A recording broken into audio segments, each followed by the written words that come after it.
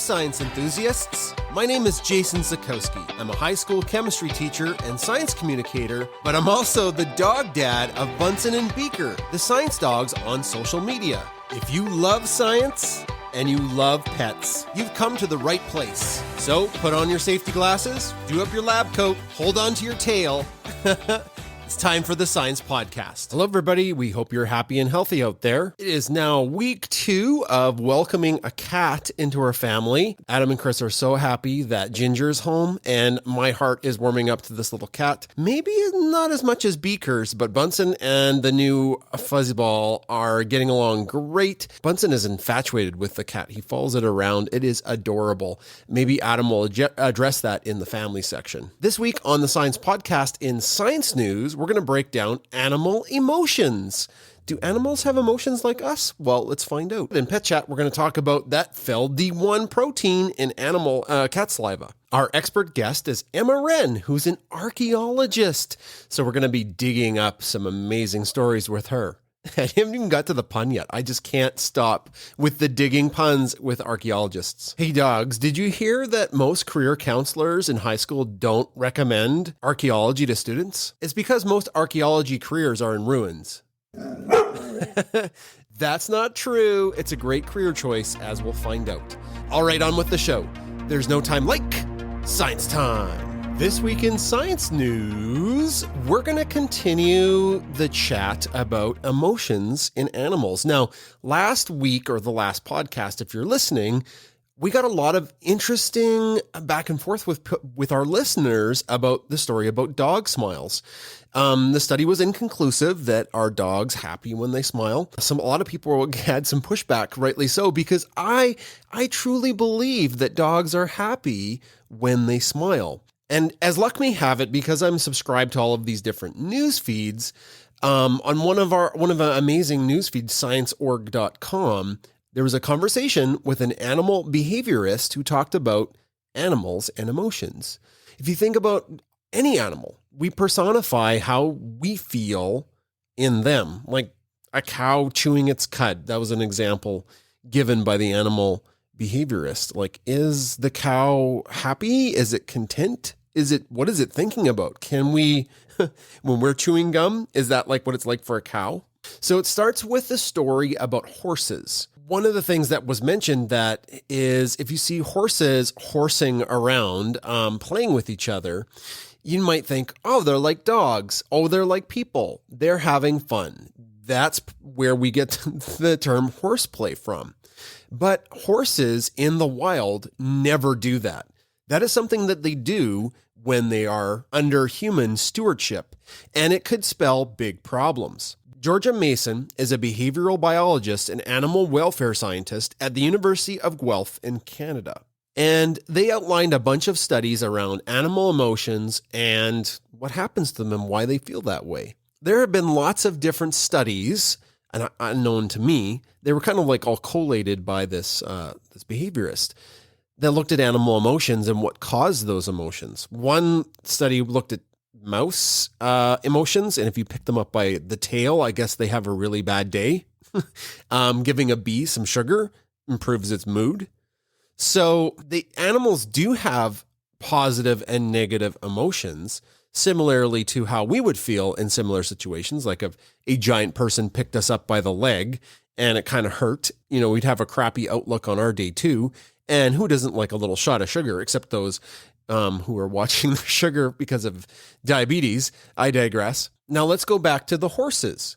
How can you test if a horse is happy? Well, people who are around horses their whole life, and I'd have to ask Chris, because that's not me. When Chris's family moved back to the farm from British Columbia, they had horses, and Chris was actually an accomplished rider. You may not know about this about her. She was kind of a cowgirl. Had the cowboy boots and everything. And you could tell by a horse's body language if it's comfortable or upset or fearful, but could you tell if it's happy? How could you tell if it's happy? Well, let's use a little bit more detailed science. Let's study their brain. EEG machines can study sleep patterns in humans and determine other conditions like epilepsy or head injuries. Also, brain waves can point towards depression, and EEGs have been used in studies. These reports were published back in 2021 in Applied Animal Behavior Science.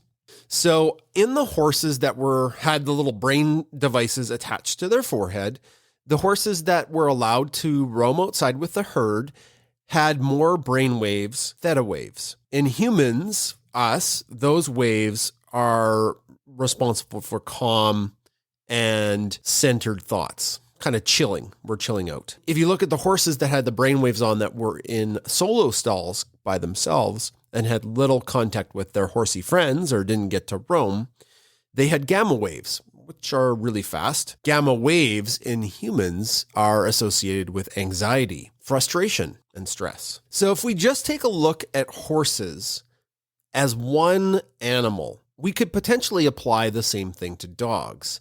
There could be an evolutionary pathway where the mammalian brain, because horses are mammals, dogs are mammals too, and this could also apply to other animals as well. So emotions in humans, where we make waves in our brain when we're happy, if those same waves in the brain happen with animals, they could be happy too. It could be a good indication of mood, stressful, calm, centered, anxiety. This is great research, and it could be applied to dogs. It could be applied to cats. It could be applied to just about anything else.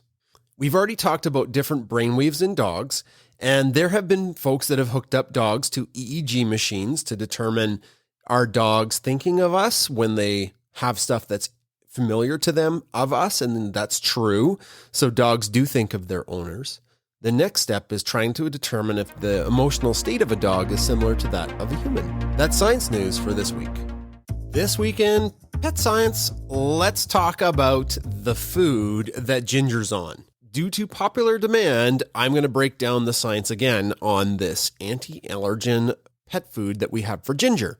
It's made by Nestle, and it's called Purina Pet Care. Okay? Most of my whole life, I've been super allergic to cats. Like, wicked allergic. I love Chris so much, but when we started dating, her cat Poco nearly murdered me every time I went over to visit her. Eyes would swell up. It's not like I didn't like cats. It's not like I actually really like cats. But I had such a bad allergic reaction to them, and I would eventually have trouble breathing. Yeah, I would have an asthma kind of reaction to cats. And that's why our family hasn't had a cat, even though Adam, Duncan, and Chris love cats. My father-in-law has cats at the farm. Chris, Duncan, and Adam get their cat fix by going over to Papa Gordy's house to visit the cats. And I broke down a science study that showed that there was a huge reduction in allergens if this one special protein was removed from cat saliva, and Chris and Adam used my science against me. The cat's name is Ginger, and they've had her on this feed for about a month. Ginger's been home for about 2 weeks. And I have had no allergic reactions like I did before. Nothing. Aside from if I've picked up Ginger and I touch my eyes, they get a little itchy. Whereas before, just being around a cat would cause my eyes to swell and shut. So how does this pet food work? There's a protein that is broken down by the digestion of foods in cats, and it's called FeLD1. So FeLD1 is this special protein complex, and it's produced in their salivary glands and sebaceous glands located in their skin. So they sweat it out, and when they lick themselves and groom themselves, it goes on their hair. And one of the things that we already talked about on the podcast many years ago is that cat hair splinters worse than dog hair. So it has got more sharp bits so that protein can get into your mucous membranes. And your body then goes through an IgG or IgE reaction, which is part of the immune response. Basically thinks it's an invader, and your body freaks out and tries to attack this FeLD1. Now here comes the science. This special egg protein called LiveClear neutralizes the saliva in the cat's mouth thanks to the anti-FeLD1 ingredient. It prevents this antigen from spreading from the cat's mouth to fur during the grooming, and ultimately to you, the person. Now, it boasts a near 50% reduction in symptoms. Results may vary, with some people reporting a near 100% allergic reaction to nothing. There are other things that cats do that could make you allergic. Their urine, when they use the litter box, it turns into a gas. That it can cause allergic reactions in some people. It's not that for me. I was skeptical that it was everything with the cat, but it turns out it is this. I'm sure it's this fel D1. By having the cat on this diet for so long, it effectively eliminated this from its saliva. Does this special egg protein that coats the kibble affect the cats? No, they doesn't appear to have any adverse effects to the cat. It's digested by like any other protein. So it doesn't hurt the cat and it's really good for you. Now, I'd imagine that this company is going to they've probably trademarked this already and is going to make bank if they decide to let other companies use it, or they will be the only company. But for now, I'm a believer. I'm sitting here. Ginger's actually in my recording room with me right now and no allergic reaction. So go science. The food again is called Nestle Purina Pet Care. That's Pet Science for this week. Hey everybody, before we get to the interview section, I thought I would just give you some ideas about how you could support the Science Pawdcast. Number one, you could support us on Patreon. Check out patreon.com/BunsonBurner. There's multiple tiers of support, and the lowest tier of support is not much more than a cup of coffee a month. The second way is you could check out our merch shop. We've worked really hard to partner with clothing companies that do a great job of providing vibrant colors and soft feels. We also have the Beaker Stuffy for sale. It's so cute. The third way you could support us is giving us great reviews on our podcast playing apps. Any kind of review helps. And if you can't find a review, share our podcast with people. Thanks, everybody. It's time for Ask an Expert on the Science Podcast, and I have all the way from Australia, Dr. Emma Rehn, archaeologist. How are you doing today, Emma? I'm great, Jason. How are you? I'm good. You're from the future. It's a whole day ahead for you. Yep. And, it's nice and sunny here in the future. Right. I can't really say much more than that.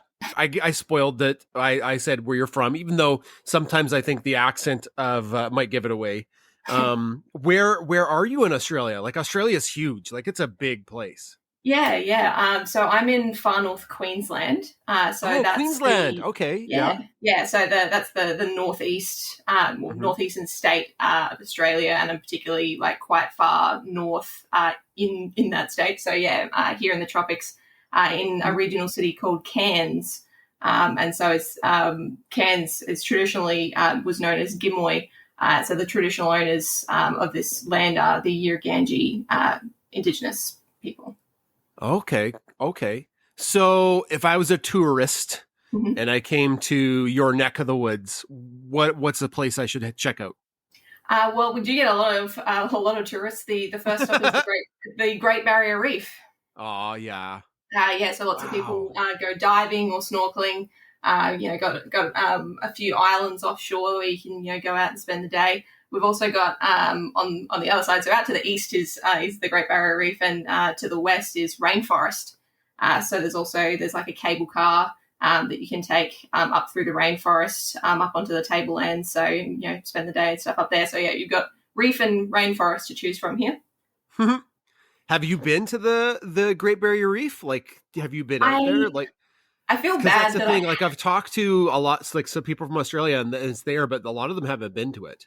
Yeah, well, I feel bad, being that it's right there. But I'm not the best swimmer, so I haven't, and I don't have my diving certificate or anything. So I haven't been diving or snorkeling, but I have been out. So there's two islands that are fairly close in: Green Island, which is quite small, and Fitzroy Island, which is a little bit bigger. And so you can take a ferry and spend the day or stay overnight on either of those. So I have made a couple of trips out there. And like one of them has like a turtle rehabilitation clinic and stuff. So I've gone out there and seen the turtles. Yeah, it's lovely. That's adorable. Yeah. We don't have turtle rehabilitation centers in Alberta. Maybe moose. There's some moose that have been in some hard luck. I don't know. Yeah, we don't have any moose here. I have not met a moose. You're fresh out of moose, hey? Just about you, I mentioned you were like, I introduced you as an archaeologist. What does it take to become Dr. Emma Rehn, archaeologist? Well, yeah. So a bit of a kind of mix of things. So I did my undergraduate degree in archaeology, which at my local university here, which is James Cook University, where I also now work. It's classed as like a humanities subject. So I have a Bachelor of Arts in archaeology as well as English literature. But then after that, so I did a research project as part of that, did honours. And here in Australia, if you do an honours project and you do really well, you can skip over masters and go straight to doing a PhD. Oh, what? So I did that. It definitely fast tracks it. My brother also did that. So, of course, as soon as he got a PhD, I'm like, well, now I got to get a PhD. Oh, you guys are a bunch of smarty pants. Yeah. Just always been competing for grades out. Well, rather, he's done really well, and then I felt like I was like, well, I've obviously got to do at least as well as that because he's older than me. There you go. So did my PhD, but my PhD was actually in a slightly different area that's kind of related. So is broadly you could call it paleo environmental science or paleoecology. So the paleo basically just means old. So basically just looking at environments in the past. So archaeology is fairly similar in that archaeology is more looking at people and things that they've done and they've left behind in the past, whereas obviously ecology doesn't have to be linked to people specifically. It's just the environments back then. Oh, okay. That's a cool distinction. I didn't know that. Oh, my goodness. Okay. Yeah. So there's also the fact that like a lot of people I say, I do archaeology, and they're like, oh, what's your favorite dinosaur? I'm like, no, it's people, not dinosaurs.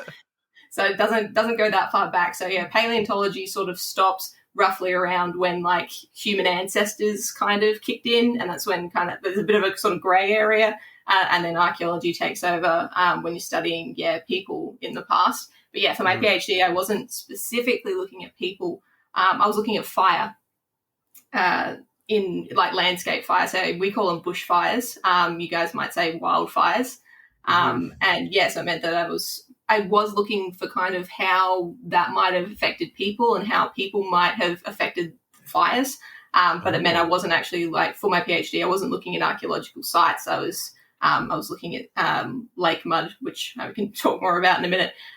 What made you switch from this arts degree into a more sciencey thing, but then also archaeology? Like, did you watch Indiana Jones one too many times? Like, what happened? I'm not even sure if I've watched a full Indiana Jones movie from start to finish. I've definitely seen lots of bits and pieces of probably all of them. My dad likes them. I don't mind them, but no, it was I really in school, like I just kind of liked bits of everything. Like I really liked English, but I also liked physics, and I really liked ancient history. So I took that as a subject in my senior years.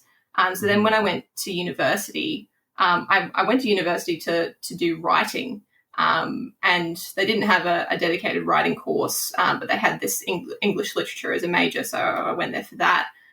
But you're able to choose your subjects, and archaeology was the closest thing to ancient history that they offered.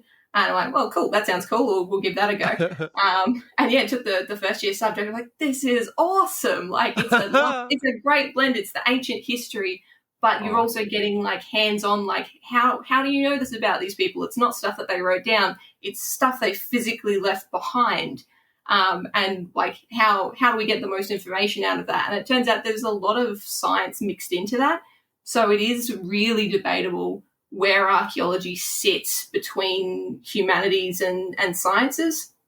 So some universities you could teach it under like the College of Science rather than being arts, but it is studying mostly people, so it kind of gets put under humanities. So it was already kind of a bit of a mix because a lot of the kind of tools that you have to use for archaeology is science. So it was already sort of in the middle. And then this opportunity came up for the PhD. There was a project that the guy who was going to become my supervisor had funding for and was looking for a PhD student looking at past environments in Northern Australia from lakes. And so I had a chat with him, and he's like, we can sort of work more of a focus on people in there, but I think it would be cool if you wanted to look at fire. And before that I didn't know that paleoecology was a thing. Like, okay, this sounds cool. Let's give it a shot. It's been really great. Now, one of the things, like I did a little quote unquote digging about who you are. You went to Laos Laos, if I'm saying that right.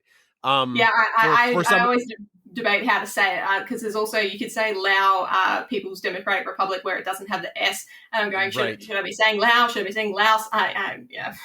You can do both. But to make, but like you did have to go there regardless of how you pronounce it, for your training. Can you talk about that? Like what was that like? What did you do?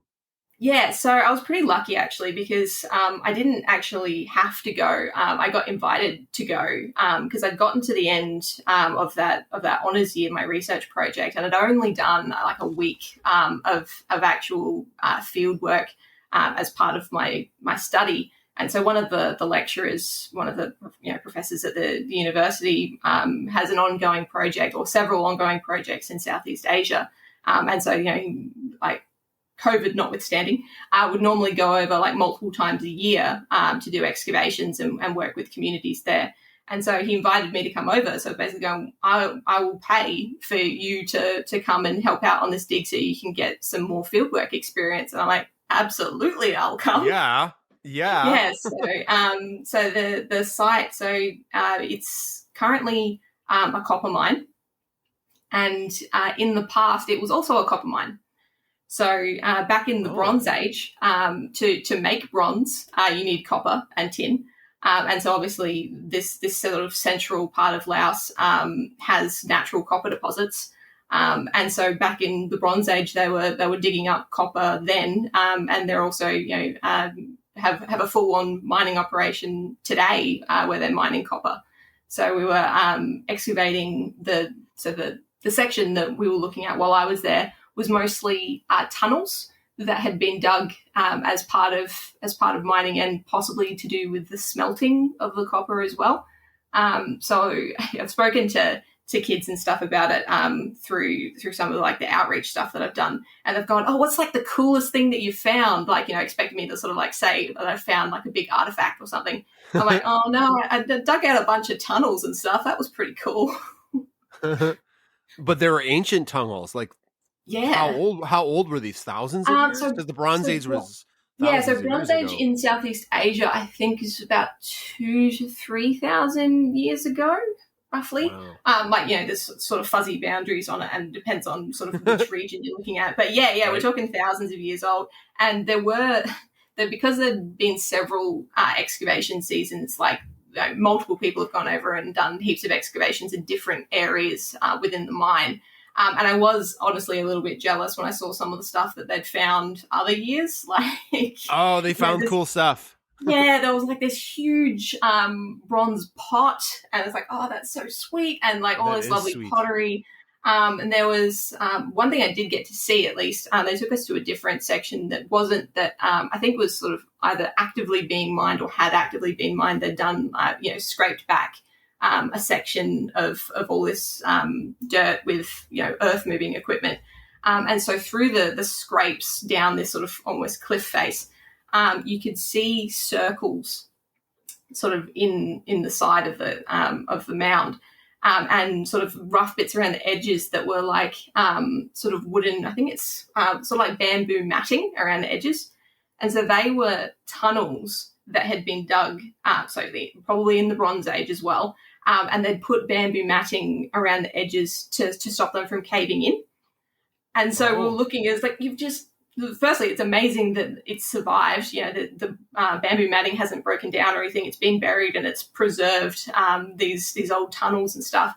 But it's also really sad when you see it cut through and damaged because it is in an active mining area. So that right. The miners today just went and right through it, right? Yeah. Well, sometimes that's often how sites are found is by accidentally damaging them and go, oh, whoop, there's something there. But unfortunately, there are sections of the mine where they've called. So the academic who invited me along, who run the project, he had previously been called in several times to do what's called salvage archaeology. So it's basically they're going, okay, this section, this region or this area is going to be mined, by this date. Come in and, you can come in and excavate and get out anything that you can in that time. And then after that, it'll be gone. Which is really sad, but also really great that he is helping to help them preserve what's there. And so one of the times they were there, they found boats, which is quite impressive because Laos is landlocked. I was going to say, like, it's in the middle of that it's like a peninsula. What is it? A peninsula? Is it on a peninsula? I don't know. Yeah, it's got Thailand on one side and Vietnam on the other. It's the only landlocked country in Southeast Asia. They do at the very least have rivers, but this particular site isn't right next to a river or anything either. So it's fairly far inland in terms of rivers. They found these massive boats.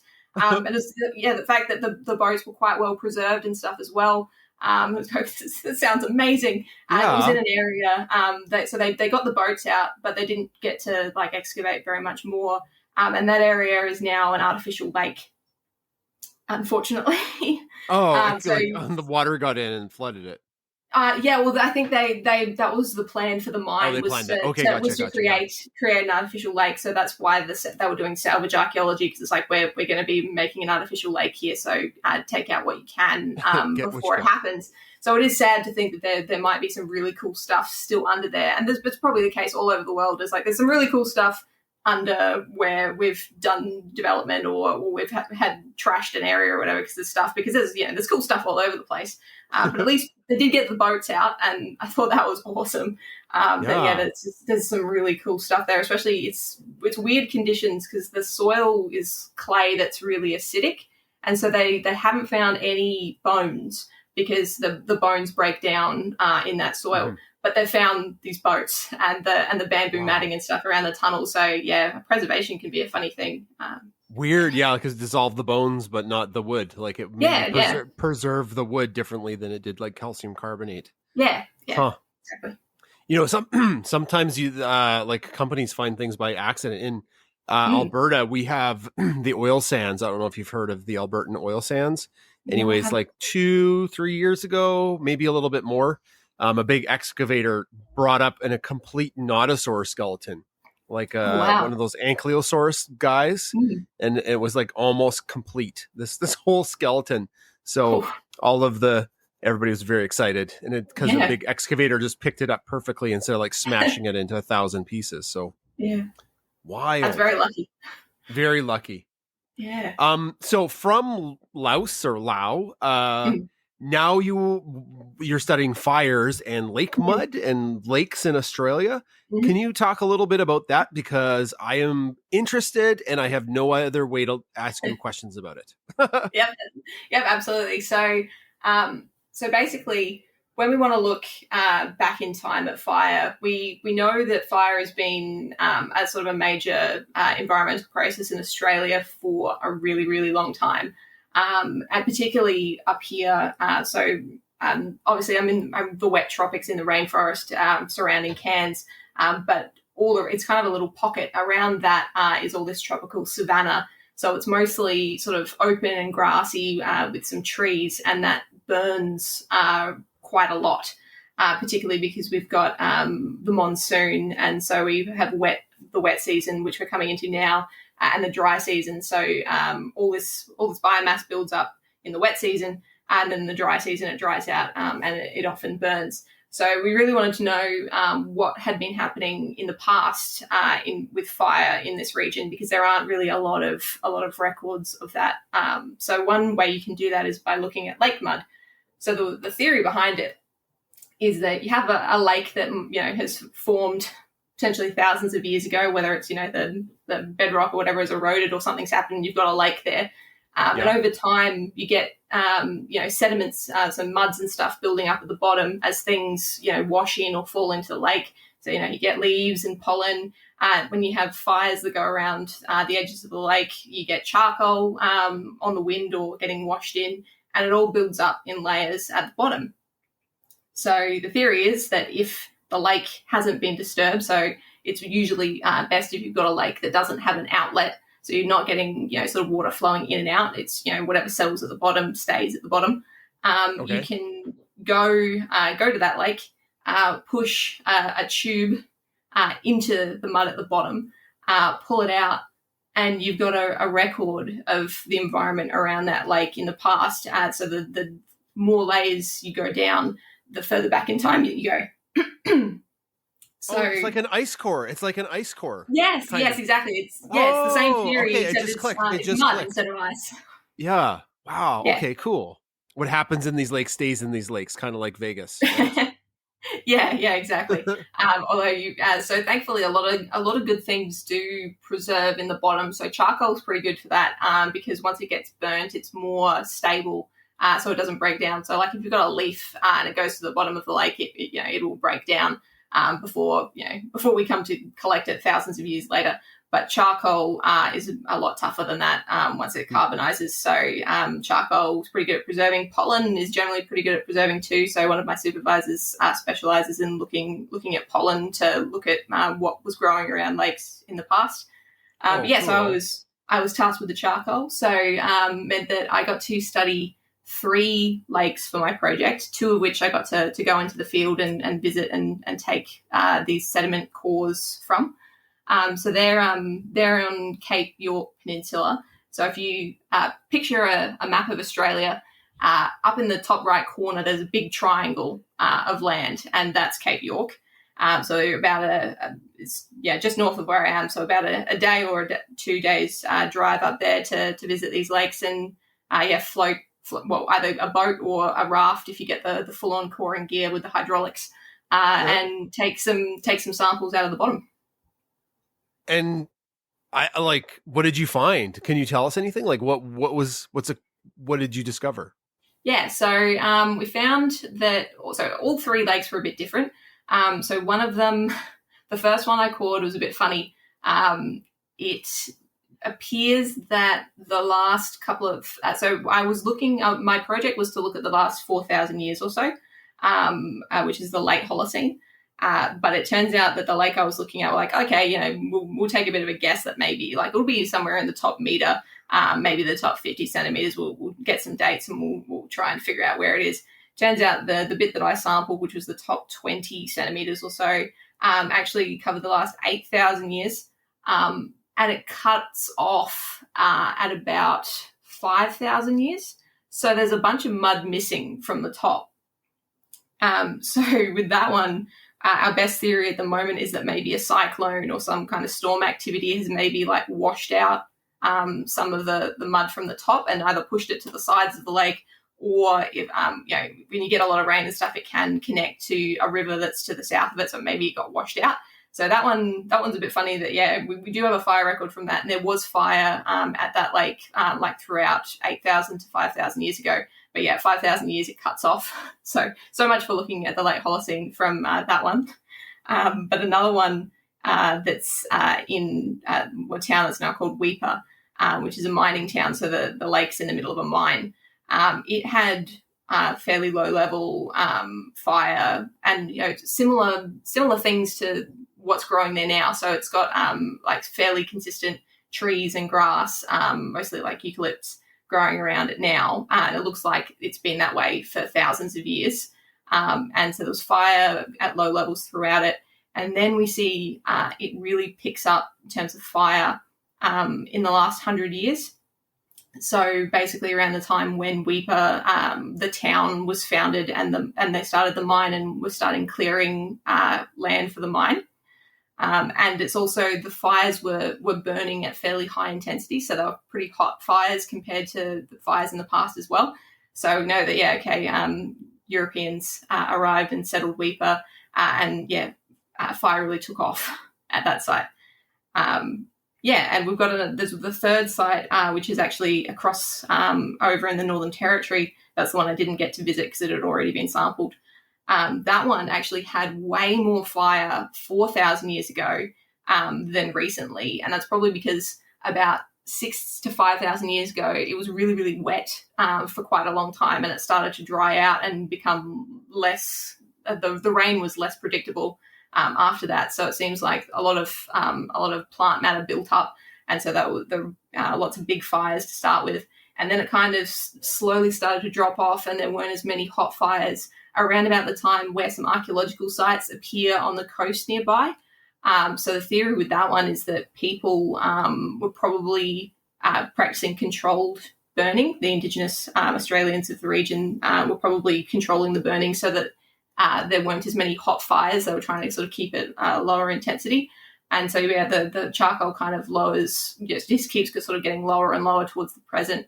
But then there's also an uptick in fire there as well in the last, probably, I think it's like it's the most recent sample. So it's maybe about like last 50 to 70 years. And that's reasonably hot as well. So it's kind of similar to the Weeper signal that sometime after European contact, although a bit more delayed at that one, that fire suddenly jumped back up to levels at that site that hadn't actually been seen in the last 900 years. Wow. And so that's a lot of info. That's like, here's all my I got it. No, I got it. One lake had weird data because some natural disaster came and yeeted it out of the way. Yep. The second lake seemed to show that when humans from Europe kind of like came in, they made things worse. And then the third lake showed interesting past with the Indigenous people of Australia. And all of this is like trying to paint a picture of what happened in the past to maybe tell us a story about the future, like inform what's happening today. Like how pretty much, because like you probably would know that like fire is increasingly kind of becoming a problem, because I mean it's a natural process, but it's getting, particularly in the southeast of Australia, but also obviously in places all over the world, that the fires are getting more frequent, they're getting more intense, and so this is a real problem. And so really do need to understand what was happening in the past, particularly because there have been periods where climate has shifted in the past, obviously not to the extent that it is now, because this is anthropogenic climate change, but it is important to see what happened under like natural conditions, non-industrial conditions, not natural. No, I get natural is a very loaded term. Particularly in Australia, it's also looking what was happening when Indigenous people were burning culturally before Europeans arrived here, because there's a big movement here. People are kind of looking back towards that and then going, maybe turning back to a traditional burning could help us in terms of sort of bringing the intensity back down. And so a big part of my project as well was going, well, a lot of the fire records for the past that we have, the methods that we use were actually developed in temperate places. So there are a lot of studies, in the USA and in forests and things. So a lot of mine was sort of methods based of going, okay, does this work in Australia? Does it work in tropical savannas in Australia? And how can we try to get at what the temperature, what the intensity of these fires were? Because a lot of the really, the traditional methods is like looking at charcoal under a microscope. So you can say how much charcoal there was, but that doesn't tell you how hot the fire was. And unfortunately, it can't tell you anything about whether a person lit that fire or if lightning lit that fire. So trying to find intensity has been a really big thing to try and tie it back to that possibility of cultural burning. One of the methods that I used was combining looking at charcoal under a microscope with a chemical method of isolating just this really the really resistant stuff that comes out of a fire. So the ones that are it's made in increasing amounts under increasing temperatures. So it's pyrogenic carbon. So it's a really resistant carbon product. So if you have, you can then compare the two, because charcoal can be made under all different temperatures. So if you've got a lot of charcoal, but you don't have a lot of this really resistant carbon, it probably wasn't a high temperature or high intensity fire. So my project was kind of testing out whether or not you could use that as a measure, and kind of going, here, look, it looks like it does tell us something new. And hopefully other people can then use that to look at intensity and try and sort of pick out possible human influence in their fire records. I love it. It's fascinating. It is so cool. I think so too, but I can just go on and on. I have so many more follow-up questions, but we have to move on. Thanks for sharing about your project with fire. One of the things we ask our guests, we have two standard questions we ask them. One is for them to share a pet story with us, because we mix science and we mix animals on the podcast. Do you have a pet story you could share with us? Yeah, I'm hoping if you don't mind, I share a pet story about one of my neighbour's pets, actually, Go ahead. because I've had plenty of pets, but I just particularly like the story about my neighbour's pet. So when I was about 12, we moved up here to Queensland because I grew up in South Australia. We moved up further north than I am now to this little island called Thursday Island. So there's about like 3,000 people who live there. So it's pretty small and like everybody knows everybody. And so our next door neighbours, they had this little Jack Russell and his name was Mac. And so, yeah, it was nice because we didn't bring any pets with us up to the island. So, like we kind of almost like had Mac as like our surrogate pet while we were there. So, we'd always talk to him and stuff. And so there was one day where someone who knew our neighbours was, driving around or whatever on somewhere on TI on the island. And they saw this little Jack Russell trotting down the road, like, just by itself. And they're like, oh man, Mac must have, managed to get out of his house. He got out of his yard. So they, picked him up, took him back to my neighbour's house and put him back in the yard.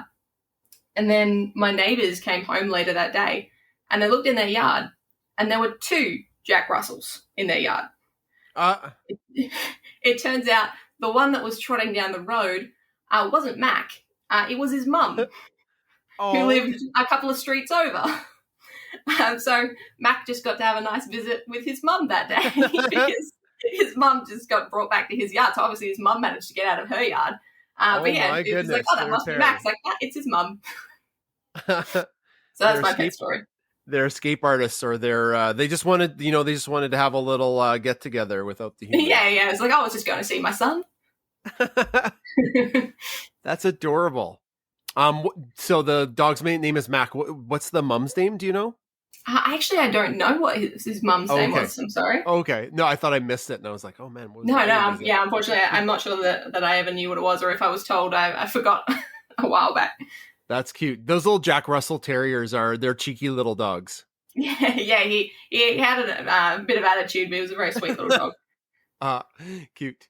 The other question we ask our guests that it's a kind of a standard question is for the super fact. And the super fact is something that when you tell people about it, it kind of blows their mind a bit. Do you have a super fact you could share with us? Yep, sure. So one that I was thinking of is that oral history is a really big thing in a lot of cultures, and that's the same here for Indigenous Australians. And so there are several groups, particularly up here, sort of around where I live, where they have stories that they've passed down about a time in the past where sea level rose. And so these stories talk about the ocean coming further inland and basically flooding these huge sections of land where, people used to live and wander around and live their lives. So turns out science absolutely agrees with this. There's even corals and things that people have studied in the past to demonstrate just how much how low the sea level used to be and how much it rose. And so science has managed to demonstrate that this happened 6,000 to 7,000 years ago.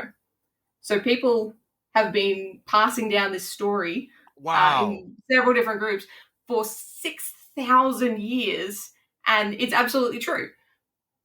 Can you? That is wild. That is a super fact. Yeah, it's crazy. Can you imagine telling 10 different people a message by the end of it? Have you ever played that game called Telephone? Or I don't know. Yes, absolutely. Maybe it's called something different in Australia. I don't know. We used to play it as kids, and sometimes with high school kids, I do it just as kind of like an icebreaker activity. And it's always, if you say the rain in Spain rains twice a day, by the end it's like, Mr. Magoo and his shoe went for a walk. Like, it's not even. Yeah. I find it really only takes like 2 people into that game and it's already got mangled. That's how. Then they didn't write anything down. Like, it was all no. Like, so they didn't have a writing system. They did draw. So they made a lot of incredible rock art. So there are kind of stories and stuff associated with that. But no, they didn't write anything down. They just told the stories to their kids and their grandkids, and it just got passed down for generations and generations. So it's amazing. I love that. There must have been, besides just a great story, there must have been some purpose for the next generation to know the ocean came that far in, or like maybe it took out a bunch of their villages, or who knew. Yeah, well, I'd It's imagine it, like, it's just like yeah, puzzled. it Go probably, ahead, yeah, sorry. I guess be, no, sorry, I was probably just, talking about like this is the kind of the changes that happen in the landscape, and the fact that I guess it means it's almost it can be a warning of them going, this could happen again, like this is what's happened in the past, but also they have really close ties to country. And so I guess it's also a lot about like understanding the past of the country, and also sort of its dynamics and stuff as well. Then going, these are important places, and this is kind of their history and our history with it. So it could also be like we used to live out there, it's underwater now. Wow. That reminds me of like the Indigenous Canadians, right? The First Nations Métis Inuit of Canada. Who lived on the west coast of Canada, they had stories of tsunamis because, that whole western part has, wild earthquakes out by Japan. And they had stories of like 100-foot waves washing killer whales right inland, like inland. And they'd, you'd wind up with a killer whale in the middle of a forest.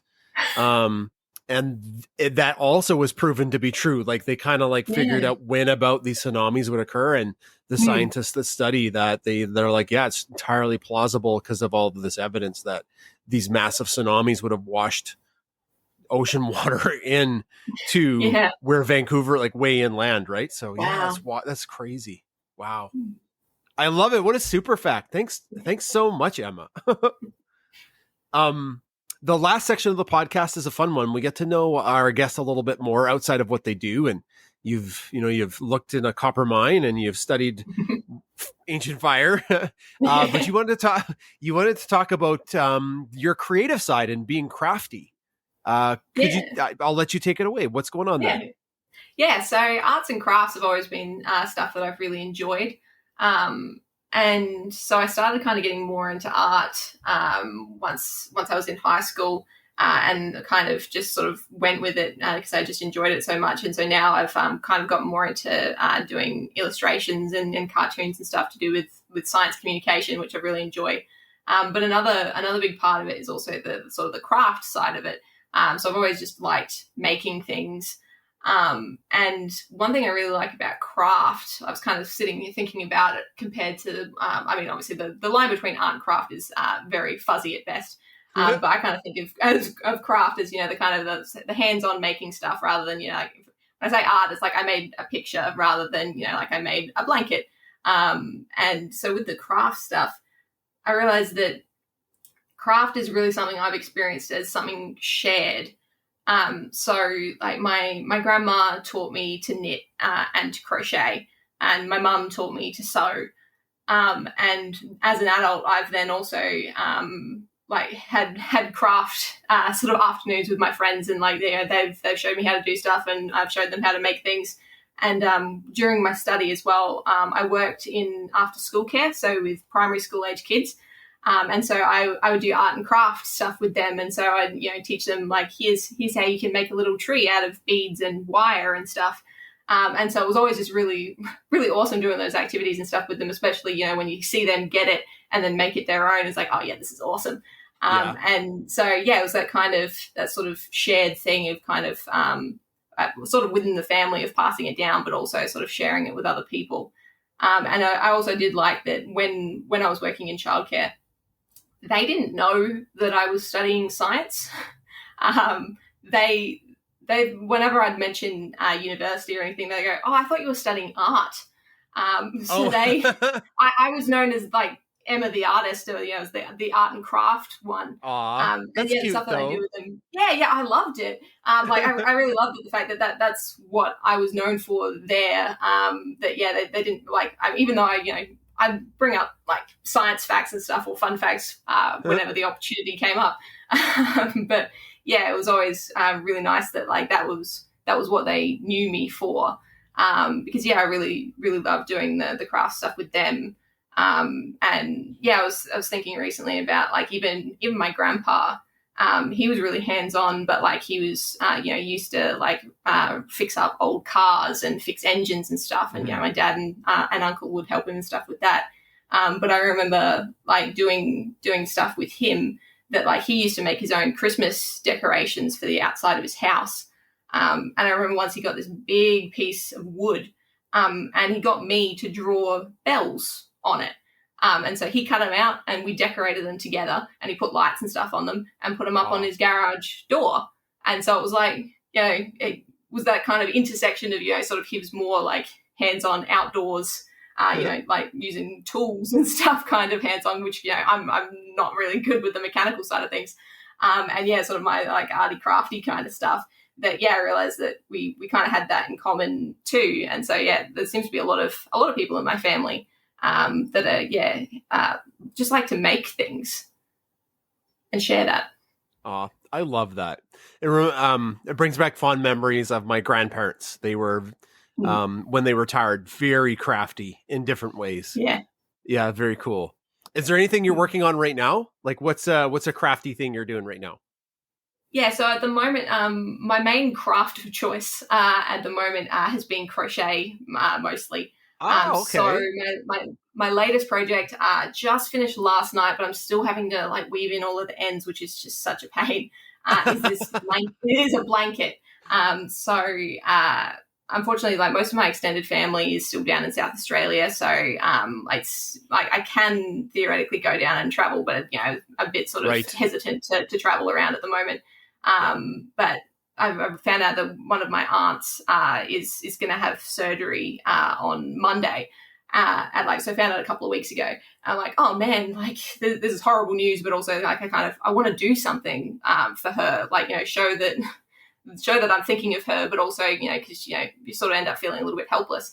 So I made her this blanket because she loves giraffes, and so it's a giraffe like pattern, giraffe print blanket. That's adorable. I love giraffes too.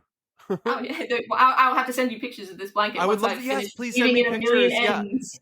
Yeah, send me pictures of it. Because we'll throw it when your podcast episode comes out. We'll put it in the advertisements for that episode. It's important.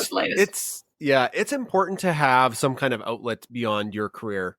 I for the longest time didn't do anything creative. At least I didn't think I did. And then I've talked about this before on the podcast. I got into building costumes for it's called cosplay. I build these replica costumes, and it's really rewarding and fun, and it lets you just think about something outside of your job. So and they're really impressive too. I've seen some of the ones, particularly the ones like you've made for Bunsen. Oh, you've seen those? They're amazing. Yeah. I love making those. They turn But like any crafty thing, you never start off like A tier. You start off at like F tier, and you got to keep practicing. So and that can be really frustrating. I find as an adult, like you kind of you've got the stuff that you're good at because you've been doing it since you were younger, and then sometimes it's really hard to take up something new because it's really hard to go back to being entry level when you're going, but I'm really good at that other thing. Like I could just go back and do that instead of having to, start from the beginning. So it can be really hard to take up something new when you're older. Because when you're a kid, like everything's new. So you're used to going, we'll figure it out. It's fine. Whereas as an adult, then it was going, I'm not instantly good at this. That's frustrating. Right, like when I switched from making costumes out of foam to 3D printing. Oof, that was a hard right turn to Confusedville and frustration land. But I stuck with it, and as an adult, if you've got enough passion for the thing, you'll figure it out. So it is definitely very good to have outlets for that. That's one of the things that I liked about being the art and craft person with the kids at work. Is that do PhD stuff or whatever during the day, and then go to work in the afternoon. And just not think about completely get away from it because they didn't know what my project was. They weren't going to ask me about it or anything. They weren't expecting me to. But instead, it's like, let's sit down and do some art and craft. And I'm like, yes, let's do that. Oh, they love it. Kids love that. Even high school kids, the jaded kids who are 16 to 18 that I teach, they like building and making stuff that's crafty. They do. Yeah, I feel like it's a very human thing. Like even even looking at, like at human ancestors and stuff, you look at some of the artifacts and stuff that they've made and then going, yeah, people have been crafty in, the many different ways that can manifest for a really, really long time. So we're at the end of our interview. This has been an amazing discussion.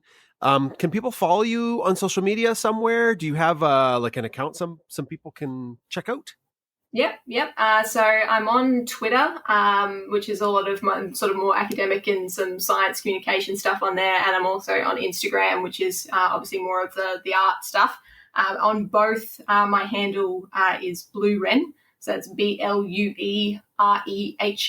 On both. Come and see me. Awesome. We'll make sure there's links to that in the show notes of the episode. Well, thanks so much for chatting with us today from the future. Take care of yourself, and we'll connect again in the future. Thanks, Jason. Okay, it's time for story time with apparently Bunsen. Bunsen is a surprise guest on the story. Oh my god. Bunsen is a surprise guest on the story time this time, I guess. Bunsen, what do you have to say? He has grumbles to say. If you don't know what story time is when we talk about stories that have happened within the past 1 or 2 weeks. I will start. We got a new cat. We got a cat. Her name is Ginger, and she's at our house magically because, my dad's allergic to cats, but we make sure that we take care of her so then he's not allergic. Because of science. Because of science. The food that we give her binds to the protein, the amino acids. LD1. LD1. Yay. Hey, I'm learning what amino acids are in biology class. In biology. Yep. And we rub her down with a rub that gets rid of the dander on her fur that was given by the lick. But yeah, we have her at our house, and she is so fun. She's so very cute. She's super cute. You can pick her up and put her on your shoulder. The main part about the story, I pulled a mum there. Oh, sorry, mum. But the main part of the story is that she likes cheese. I make sandwiches every morning, and she likes cheese. And I only figured this out today because I gave her some cheese. When you're cooking with a cat, what you do is you let them smell your ingredients because they're very curious. And if they like it, they might just try to eat it. So she does not like onions. She doesn't like pickles. She likes cheese. And then there's these dried fish that you give to treats for Bunsen and Beaker. They go bananas for fishes. They go bananas for these fishes. They love the fish. She hates them. You let her smell it, or she smells the bag and she gags. And it's really funny. But yeah, that's what's new with the cat. So my stories on the story time might be more cat. But Adam, she also tries to eat my food. Yeah, well, she does that. She's a very food-driven cat. And not that she's starving. She's not starving, but she likes to pretend. She's like Beaker. She likes to pretend that she hasn't been fed yet. So you go downstairs and she's meowing at you, wanting to get fed. Yep. But you can't feed her because that would be too much, and I don't want her to get fat. But yeah, that's my story on the story time. More cat stories coming soon, hopefully, because the cat is amazing. Mom, do you have a story? I sure do. Guess whose birthday is coming up tomorrow? Whose birthday? Beaker. Chris? It's Beaker's birthday. Happy birthday to Beaker tomorrow. So she'll be 2 years old, and Beaker will be 2. I know. 2 years old. I still call her baby girl. Me too. Yeah. I actually, when I come in the house, I say, hi, baby 1. Hey, hi, baby 2.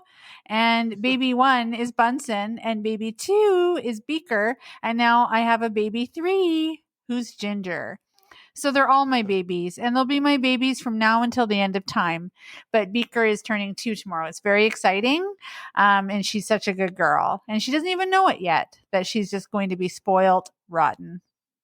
Yep. With love. We're those people. We are those people. And that's my story. Dad, do you have a story? All right. So a couple times the last week, I have been recognized in public as Bunsen and Beaker's dad in Red Deer. This has rarely, if ever, happened, but it happened twice in 1 week. I was at Canadian Tire just getting some stuff to fix up the cosplay things. and this lady was staring at me. Now, honestly, I thought it was because I was wearing a mask, but she was wearing a mask. I was like, maybe she was staring at, we were like mask people. But then she's staring at me, and then she came over and she's like, "Are you dad guy?" And I'm like, oh my goodness, this person knows who I am in public. It was so weird.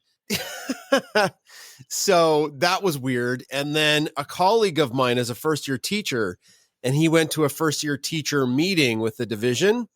Awesome teacher. This guy works so hard. We're so impressed with this young teacher. So he had to go to this first-year teacher conference thing. And I guess these two girls were checking him out. And the story was funny. I don't do it justice. And then he's like, "Hi." And they're like, "Hello."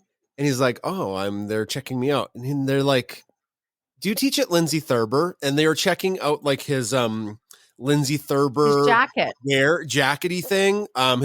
His wear, because he's a sporty guy, like he's in very good shape, and he coaches track and field, this young teacher. And he's like, "Yeah, I teach at Lindsay Thurber." And then they're like, "Do you teach with the guy with the famous dogs on Twitter?" And then he's like, "Oh." So it was really funny. For you, not for him. He thought maybe he was going to meet some girls. Maybe. Well, I don't know. He's young and he's incredibly fit, so I'm sure you'll find something. Maybe he's got somebody, Chris. I don't know. I don't have those conversations with my colleagues. No, but you know what? Getting into teaching as a male is pretty good because there's lots of females to choose from if you're into that kind of thing. Okay. Well, I've already got my female chosen. I don't need to do that. No, and I've got my male chosen too, and it just happens to be you. Well, that's my story. So the people, we always get asked, what's it like having famous dogs?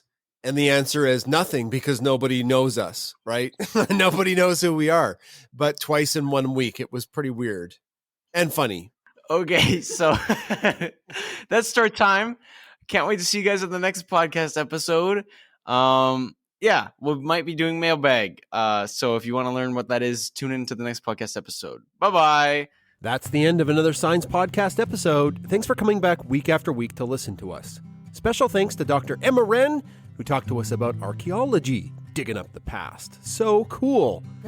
I'd also like to give a special shout out to our top tier patrons, and also all of our new patrons on Patreon. It's growing. If you want to hear your name, you have to sign up at our Patreon page to one of our top tiers, because we give you a shout out at the end of the podcast. Take it away, Chris. Anne Schlarm, Sharon Dotson, Peggy McKeel, Chris Kelly, Samantha Dodd, Debbie Anderson, Courtney Proven, Renee Hardy, Mary Ryder, Shelby Leggett, Mary Coos, Marianne McNally, Karen Beth St. George, Bianca Hyde, Julie Smith, Andrew Lynn, Elizabeth Parmenter, Sandy Breimer, Tracy Halberg, Jenny Giger, Leela Perriello, Lisa Swartz, Catherine Jordan, Donna Craig, Jody Ogren, Liz Button, Kathy Zerker, and Ben Rathert. For science, empathy, and cuteness. I want to see how the world turns round. Let's go adventure in the deep blue sea.